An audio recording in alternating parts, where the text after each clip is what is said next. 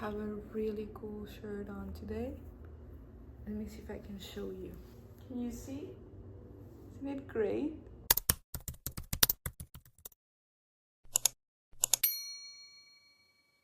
Hi everyone, welcome back.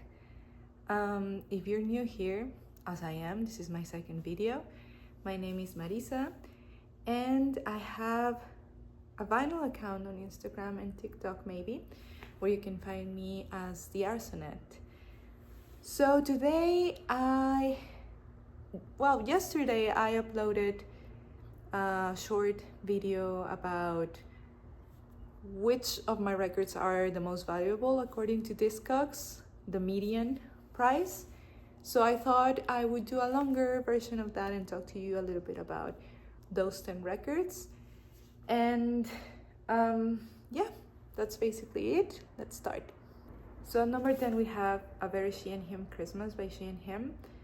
This I got from Newbury Comics a while ago, and I don't know if I did know or if I just forgot that this was a limited edition of 1,200 copies. I rediscovered that now that I was looking through Discogs, and that's why I guess it's a little bit pricier now. And it was limited edition because it's this bright green, very fitting for the Christmas theme. And it has this very cool sleeve, vintage looking. But the coolest thing about this is that it has a little Christmas card with Zoe and Matt there. You can open it up like this, and then you have a little note and the songs. So I think that gave it like a little special. I think She and Him always does that, where they include a little special thing in it, and it surprised me to see that this was at number 10. It says that the median price is around $50, and I think back then I got it for like what a normal record would cost. Like, well, this was like 2015 maybe, so like 25, so it's double the price now. And yeah, at number 9 we have the Lumineers Cleopatra. This was bought in 2016. I remember that there was a pre-sale and I really liked the first record, so I was like, I have to have the second one. And to be honest, this is like not my favorite. I haven't followed the Lumineers ever since that much, but I think it's a gorgeous edition. I remember there were, I think, like 2 or 3 versions, and this one is, I think it's called something like silver and black starburst. It's really pretty, and that's perhaps the only reason why I have not gotten rid of it yet. And this one is also about $50. I don't remember what I paid back then, but you know, I usually get records at like the normal price, so I'm guessing it was also like 20 something, which is crazy to think. Yeah, here is number 9. Number 8 is Declan McKenna's Paracetamol single. The other side is Brew. And the interesting story about this is I bought this before Declan McKenna had his first record out. Like he was already like very indie, I think. The cool thing is that because the song is called Paracetamol, or I don't know if that's how you pronounce it in English, it's sort of like a doctor's prescription, and it's signed by the doctor himself. And on the other side we have the same but with no signature, and this is the little one. And I remember back then when I discovered him, this was the only thing that was available on his website. I mean, this, and I have also Brazil back here. This is self-released, and I remember thinking this guy is gonna be big, so I have to support him right now because I know that he's gonna be famous. And months later he released his album, and it's a really cool album. I don't have it, but I have these. So at number 8 we have this one. I have to watch my video because, I mean, the reel I posted yesterday, because I don't have the conversion from Mexican pesos to US dollars, but it says it's around $52. So I remember I paid like maybe 10. Now at 7 we have Yel's Complètement Fou. I love Yel. She's one of my favorite electropop groups.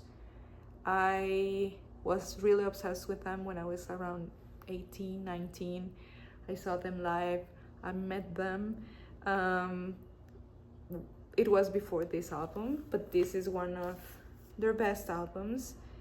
And I actually was learning French at the time, and I think that listening to their songs was very helpful in learning the language. So this is the sleeve. It's a gatefold. I think this is, I'm not sure, I think this is a reissue. I think there's been several reissues, but this one is the clear one.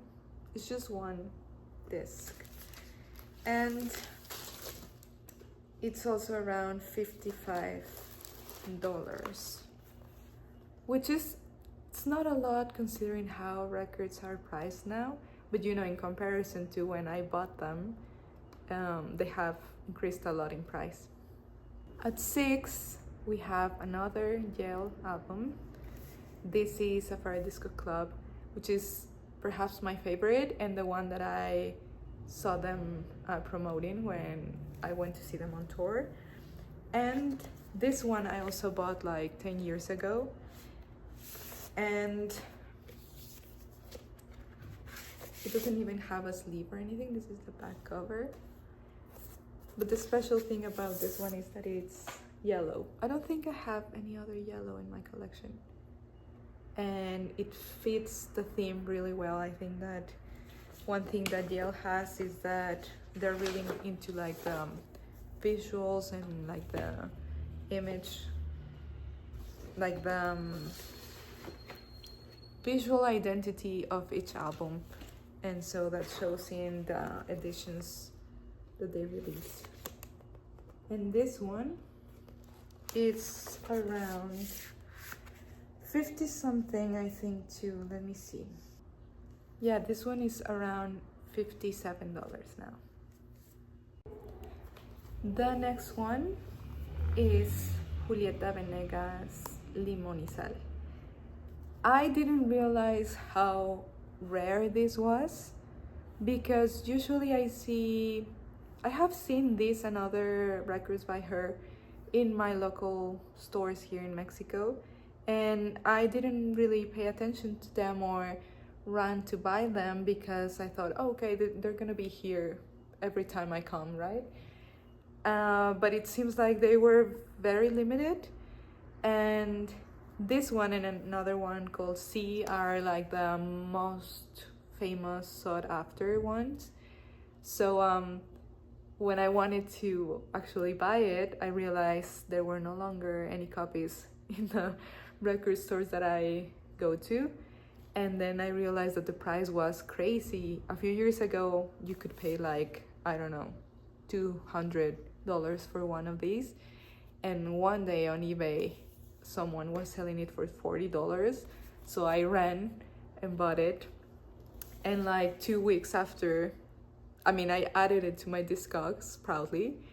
2 weeks after, someone was like, can you sell that record to me, please? I love offer you more than you paid for. And I was like, no, I'm sorry, I know how you're feeling, but no, this is mine now.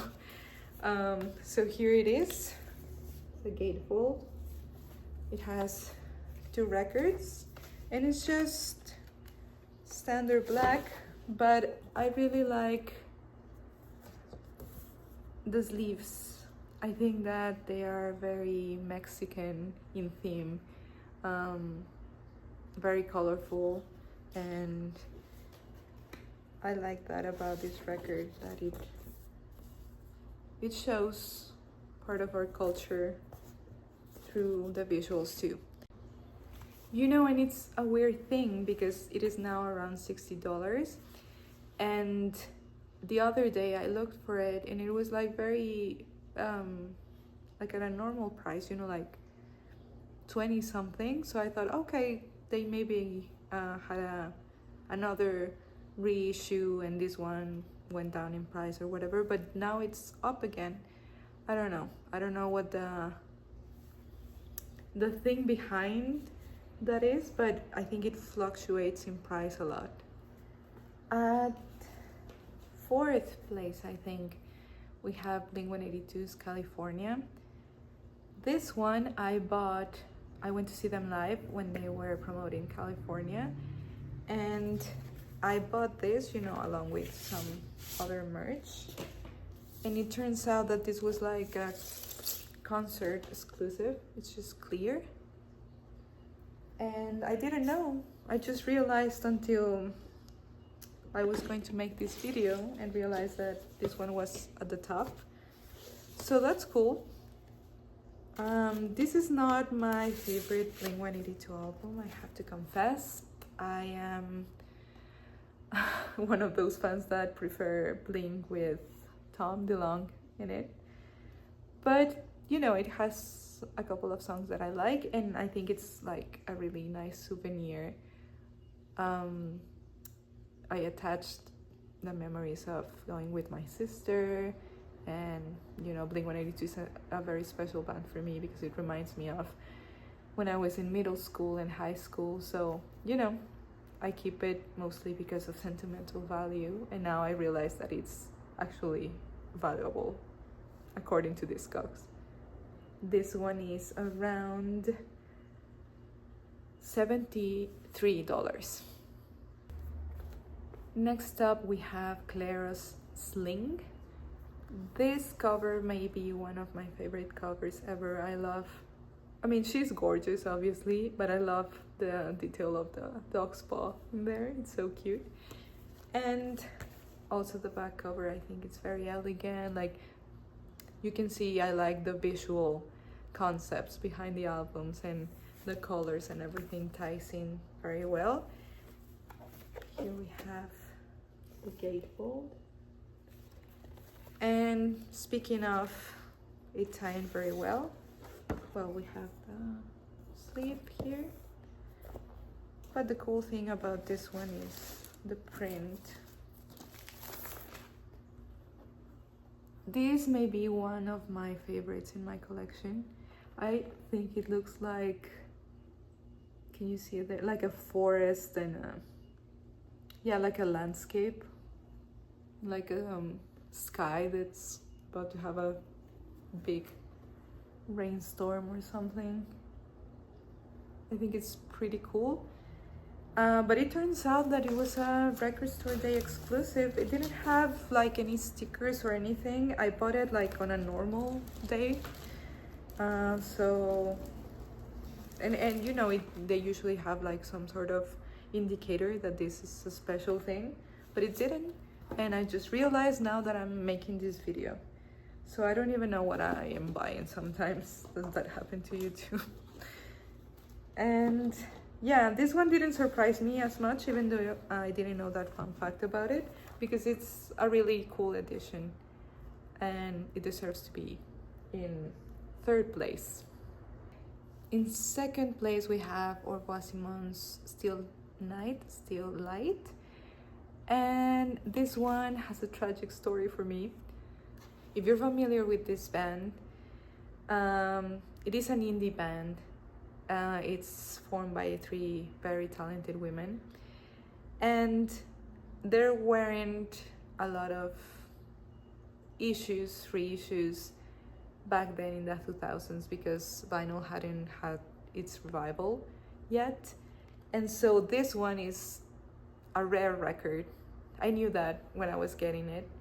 I think this is one of the most expensive ones that I've gotten in my life, that I was actually like willing to pay for an elevated price, because I knew that this was rare. So I asked for it for my birthday. It was around 700 back then, like I think like 5 years ago. And you can see it's interesting because it's a 10-inch and it's 2 records. Okay, and I was very excited about it. It's one of my favorite records of all time. It's white, but I don't know if it's gonna be with, can you see that? It's so warped. It has like a little dome in there.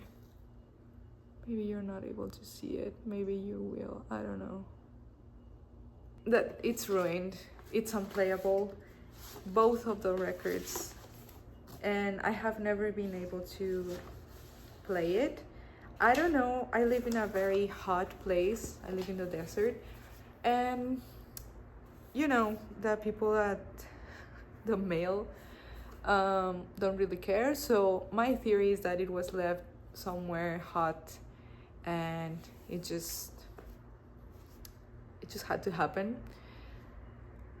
But you know, I tried to put a lot of heavy books in there for a while, and I don't know if it's fixable. Please let me know if you know any way in which I can fix this. I'll try it. You know, it's ruined anyway, so why not give it a shot? So yeah, this one, even though it's unplayable, it's around, let me see. Oh, I forgot to say, Claris is around 100, and this one is around 100 too. Sorry, I forgot to talk about the price in the previous one. They are around $100 each. And finally, in first place, it didn't surprise me, we have Blink-182 self-titled, and this one, it's limited edition. You can see it's 1,717 out of 2,500. This one may be the record that I have with the most quality in it. You can see there it's hi-fi, it's audible mastering, and it has 2 records that are 180 grams, and it has a booklet, like it's the same booklet that we had in the CD back then, but you know, a little bigger. And this is the gatefold.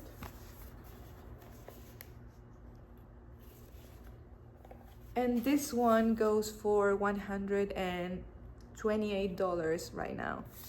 I remember that this one was a little bit more expensive, but I would say that it would have been around $60, around maybe like 2016, I think that I bought it. It makes me happy because it's a great album, one of my favorites by Blink-182, and so it's great to have it in such great quality.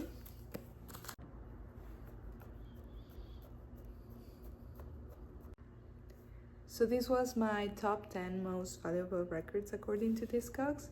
This, of course, I know changes with time, so it would be interesting to do like a check-in some years from now and see how things have changed. I'm interested in knowing which one is your most valuable record according to Discogs, and if you have any of these records, if you have any advice for me with the Au revoir Simone record, or if I just give up. Hopefully not. Hopefully someone has a solution. Thank you for coming along for this video too. Please follow me on social media so we can talk about music and share music with each other. And I'll see you soon. Bye.